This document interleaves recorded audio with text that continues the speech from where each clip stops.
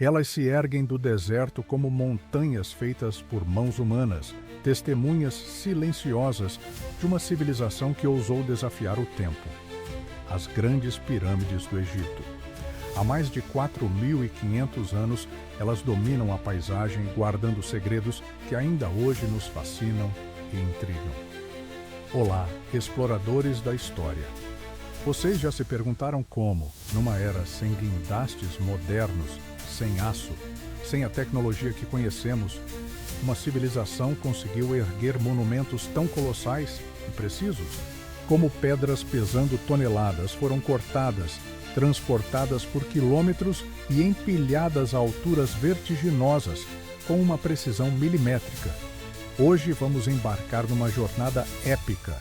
Não vamos apenas admirar a grandiosidade das pirâmides, vamos desvendar o passo a passo de sua construção. Desde a faísca da ideia, nascida da fé e do poder, passando pelo planejamento meticuloso, a mobilização de um exército de trabalhadores, as pedreiras fumegantes, os desafios brutais, até o toque final que selou a eternidade dos faraós. Preparem-se para descobrir que a história da construção das pirâmides é ainda mais impressionante do que qualquer teoria alienígena.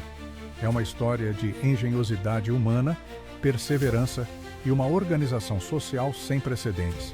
Segurem-se, porque vamos mergulhar fundo nos segredos das grandes pirâmides. Para entender a construção das pirâmides, precisamos primeiro mergulhar na mente egípcia antiga. A vida para eles não terminava com a morte. Era apenas uma transição para um além, uma vida eterna ao lado dos deuses. E ninguém era mais divino na terra do que o faraó. O faraó não era apenas um rei. Ele era um deus encarnado, o intermediário entre o mundo dos mortais e o divino. Sua jornada bem-sucedida para o pós-vida era crucial não apenas para ele, mas para a estabilidade e prosperidade de todo o Egito. O conceito de Ma'at, a ordem cósmica. As primeiras tumbas reais eram estruturas retangulares de tijolos de barro, chamadas mastabas, mas durante a terceira dinastia, por volta do ano 2670 a.C., um gênio chamado Imhotep, vizir e arquiteto do faraó Djoser, teve uma ideia revolucionária.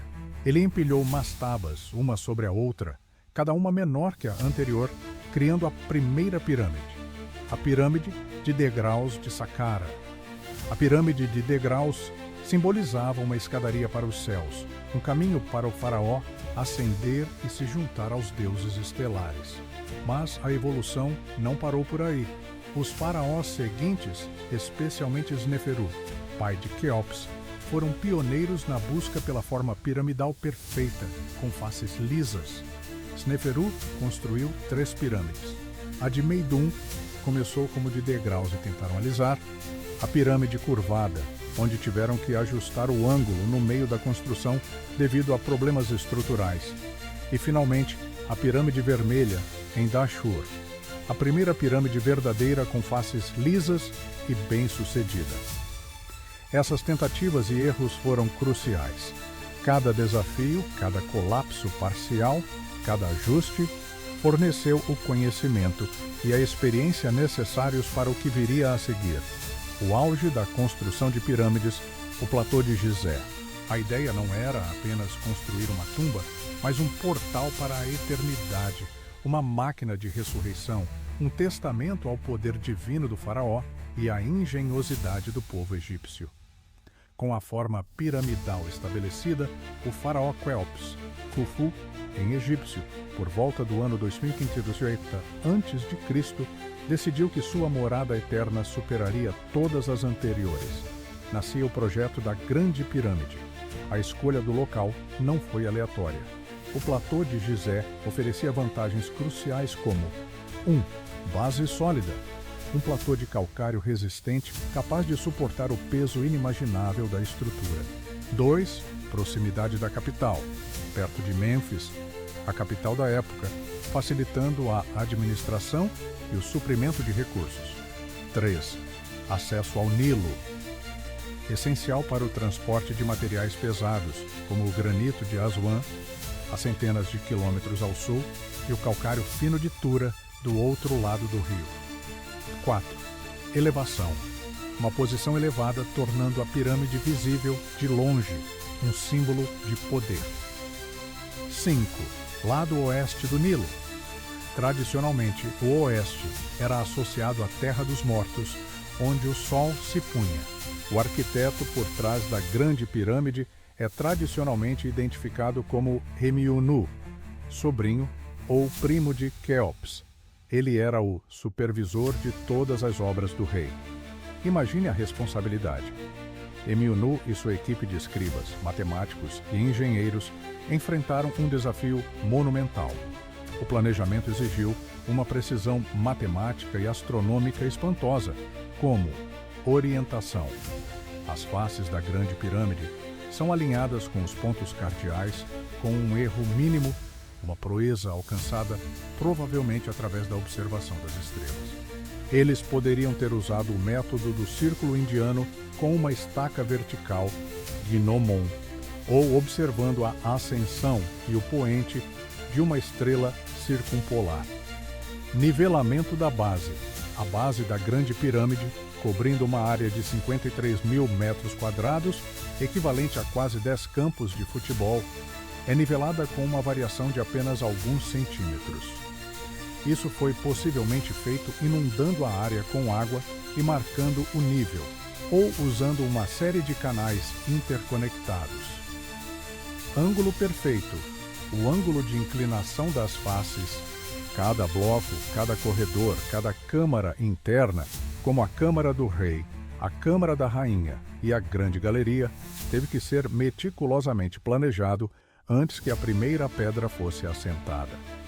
Papiros como o papiro matemático de Hind nos dão um vislumbre da matemática egípcia, que, embora não usasse o zero ou a álgebra, como a conhecemos, era perfeitamente capaz de realizar os cálculos complexos necessários. A escala do projeto era simplesmente faraônica. Com o plano traçado, a próxima etapa era a colossal tarefa de reunir os materiais e a força de trabalho. A Grande Pirâmide é composta por cerca de 2,3 milhões de blocos de pedra, pesando em média 2,5 toneladas cada, com alguns chegando a pesar mais de 70 toneladas. A maior parte da estrutura, o núcleo da pirâmide, foi feita com blocos de calcário extraídos de pedreiras locais, no próprio platô de Gizé. Isso minimizava a distância de transporte para a maioria das pedras. Para o revestimento externo, que originalmente dava à pirâmide uma superfície lisa e brilhante, que refletia a luz do sol, foi usado calcário branco e fino de Tura, do outro lado do Nilo. Esses blocos eram cortados com extrema precisão. E para as câmaras internas, como a Câmara do Rei e seus sarcófagos, foi utilizado o resistente granito vermelho de Aswan, localizado a mais de 800 quilômetros ao sul. Mas como eles cortavam essas pedras gigantescas com a tecnologia da Idade do Bronze? O calcário era relativamente mais macio. Usavam cinzéis de cobre, que precisavam ser constantemente reforjados e afiados, e martelos de madeira. Para separar grandes blocos da rocha-mãe, abriam fendas, inseriam cunhas de madeira e as molhavam. A madeira inchava e rachava a pedra. O granito era muito mais duro. Aqui, a técnica era mais árdua. Usavam bolas de dolerite, uma rocha ígnea ainda mais dura, para golpear e pulverizar o granito ao redor do bloco desejado. Um trabalho incrivelmente lento e exaustivo. Eles também poderiam ter usado serras de cobre com areia de quartzo como abrasivo. Agora, a grande questão: quem construiu as pirâmides? Por muito tempo, a imagem popular alimentada por filmes de Hollywood era de milhares de escravos chicoteados. Mas a arqueologia moderna conta uma história diferente. As evidências, incluindo a descoberta de uma cidade inteira de trabalhadores perto das pirâmides, com padarias, cervejarias, dormitórios e cemitérios, apontam para uma força de trabalho qualificada e organizada. eram egípcios, homens e mulheres, vindos de todas as partes do país. Estima-se que cerca de 20.000 a 30.000 pessoas trabalharam no projeto durante os aproximadamente 20 anos de construção da Grande Pirâmide.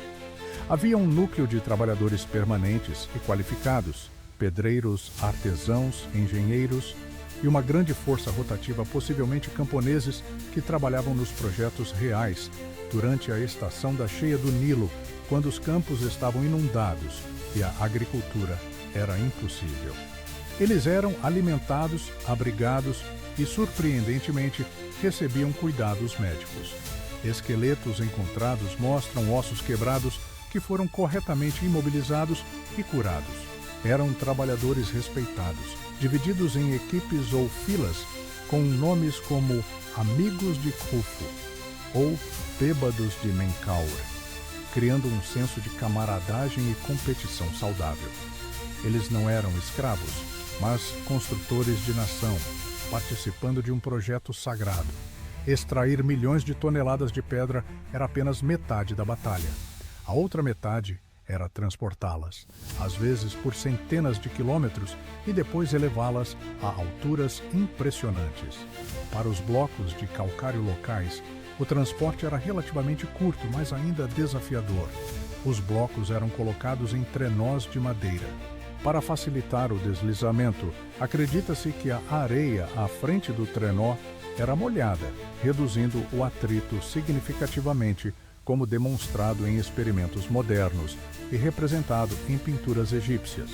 Equipes de homens puxavam esses trenós com cordas grossas de fibra de papiro ou palmeira. O calcário fino de Tura e o pesado granito de Assuan representavam um desafio logístico muito maior. Eles eram transportados em barcaças de madeira especialmente construídas, navegando pelo Nilo. A cheia anual do Nilo era uma aliada, pois elevava o nível da água, permitindo que os barcos chegassem mais perto do platô de Gizé através de canais e portos construídos para esse fim. O papiro de Merer, descoberto recentemente, é um diário de um oficial envolvido no transporte de calcário de Tura para Gizé durante o reinado de Quéops, detalhando as viagens e a organização. Uma vez no local da construção, a questão era como elevar esses blocos, alguns pesando o mesmo que vários elefantes, a alturas de até 146 metros, a altura original da Grande Pirâmide. Esta é uma das áreas com mais teorias e debates. A teoria mais aceita envolve o uso de rampas. Mas que tipo de rampa? Rampa reta externa longa. Exigiria uma rampa gigantesca, quase tão volumosa quanto a própria pirâmide, e que precisaria ser estendida à medida que a pirâmide crescia. Logisticamente complexa de construir e remover. Rampa em zigue-zague. Traverse. Subiria uma face da pirâmide, dificultaria a manobra de blocos grandes nos cantos. Rampa interna.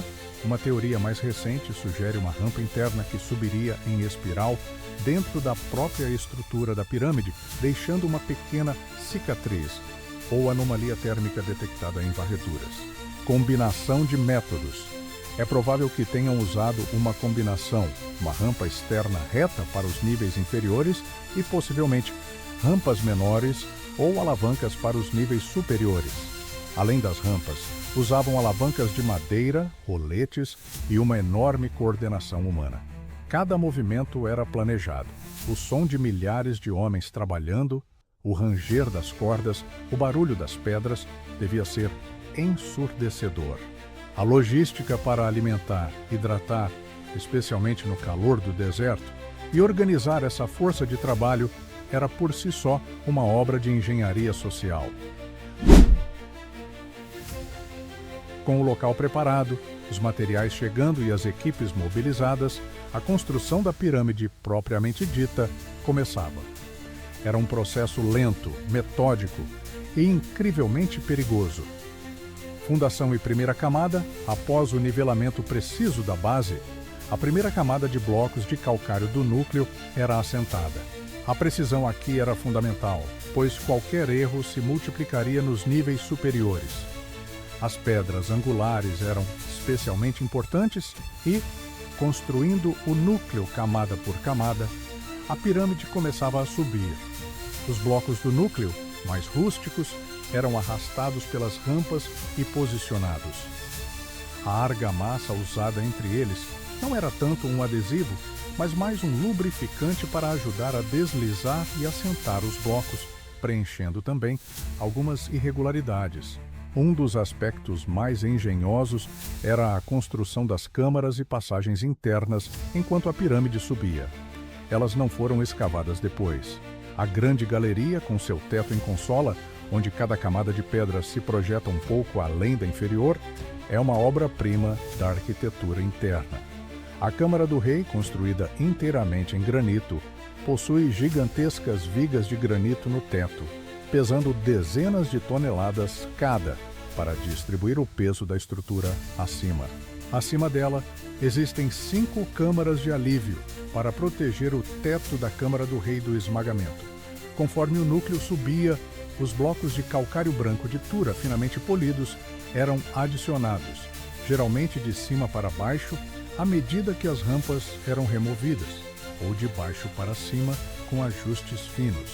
Esses blocos eram encaixados com uma precisão tão incrível que mal se podia inserir uma lâmina de faca entre eles. Isso dava à pirâmide sua aparência lisa e deslumbrante. O toque final era a colocação do piramidion, a pedra do topo, geralmente feita de granito ou de orito e possivelmente revestida de electro, uma liga de ouro e prata ou ouro puro, para brilhar intensamente sob o sol, simbolizando o ponto onde o faraó se uniria ao deus Sol, Ra. Imagine a cerimônia e a emoção ao colocar essa última peça.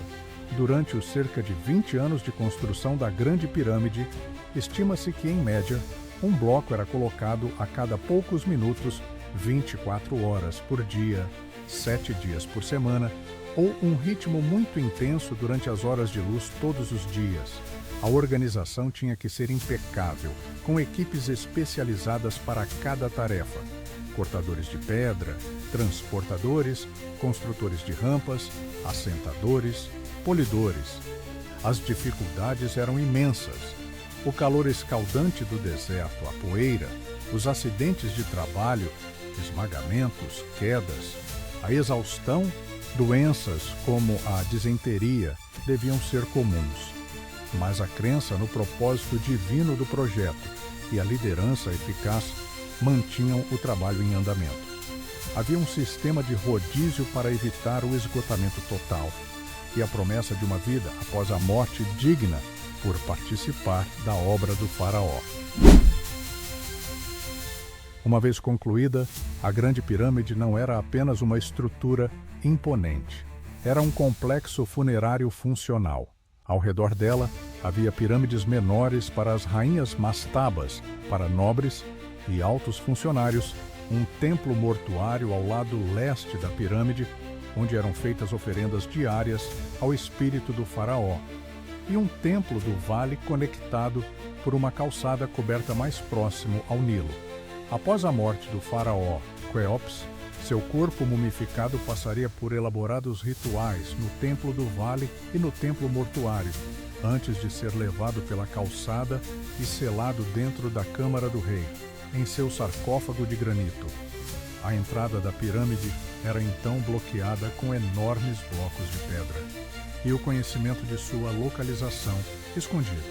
O objetivo era proteger o corpo do faraó e seus tesouros para a eternidade, garantindo sua passagem segura para o além. Infelizmente, apesar de toda a engenhosidade para protegê-las, quase todas as pirâmides foram saqueadas na antiguidade, provavelmente poucas gerações após serem seladas. Os ladrões, talvez com conhecimento interno, conseguiam encontrar as entradas secretas ou criar as suas próprias. Ouro, joias, mobília fina, tudo o que pudesse ser carregado foi levado. O revestimento de calcário de Tura, que fazia as pirâmides brilharem, também foi removido ao longo dos séculos, especialmente após terremotos que soltaram as pedras, para ser usado na construção de mesquitas, fortalezas e casas no Cairo medieval. É por isso que hoje vemos o núcleo escalonado da maioria das pirâmides. Apenas no topo da pirâmide de Khafre ainda podemos ver um pouco do revestimento original. Apesar dos saques e da perda do revestimento, as pirâmides resistiram. Elas viram o ascender e o cair de impérios, a mudança de religiões, a passagem de milênios. São o único dos 7 milagres do mundo antigo que ainda permanece de pé. A construção das grandes pirâmides do Egito é, sem dúvida, uma das maiores façanhas da engenharia e da organização humana em toda a história. Não foram alienígenas, nem uma civilização perdida, super avançada. Foram seres humanos com ferramentas simples, mas com uma visão grandiosa, uma fé inabalável, um conhecimento profundo de matemática e astronomia e uma capacidade espantosa de mobilizar e coordenar dezenas de milhares de pessoas. Cada pedra conta uma história de suor, de engenhosidade, de sacrifício. Elas nos lembram do que somos capazes quando trabalhamos juntos por um propósito maior. Elas desafiam nossa percepção do que era possível em um passado distante e nos convidam a olhar para o céu, assim como os antigos egípcios, e sonhar com a eternidade. As pirâmides não são apenas tumbas, são monumentos à ambição humana, à busca pelo transcendente, a nossa incansável tentativa de deixar uma marca no tecido do tempo. Elas nos ensinam que, mesmo diante de desafios colossais, a perseverança, a inteligência e a cooperação podem mover montanhas, literalmente. Da próxima vez que você olhar para uma imagem das pirâmides, ou quem sabe tiver a sorte de estar diante delas, lembre-se dos arquitetos, dos pedreiros, dos barqueiros, dos milhares de homens e mulheres anônimos que dedicaram suas vidas a erguer esses gigantes de pedra. Eles não construíram apenas para um faraó, eles construíram para nós, para que milênios depois pudéssemos nos maravilhar com seu legado. Se essa história te impressionou, imagina o que vem por aí. Então, já se inscreve no canal agora, ativa o sininho e deixa o like para ajudar esse conteúdo a alcançar mais pessoas apaixonadas por história como você.